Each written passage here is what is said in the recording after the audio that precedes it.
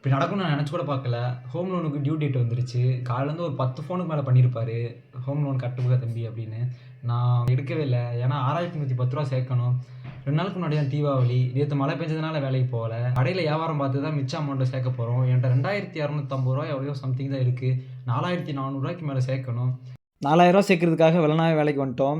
நண்பர்களே, நம்மளை இப்போ தான் புதுசாக பார்க்குறீங்கன்னா ஃபாலோ பண்ணி வச்சுக்கோங்க. நண்பர்களே, நாட்கள் எவ்வளோ வேகமாக போகுதுன்னு இந்த ஒரு விஷயத்தை பார்த்தாலே உங்களுக்கு தெரிஞ்சிடும். இப்போ தான் நம்ம கோல்டு வாங்கின மாதிரி தெரியும். அதுக்குள்ளேயே ரூ. 1000 கோல்டு வாங்கிட்டோம். ஒன்றுமே இல்லை, இங்கேருந்து ஸ்டார்ட் பண்ணால் கூட இன்னும் நிறையா தூரம் போகலாம் அப்படின்றது தான் இந்த ஒரு விளக்கம்.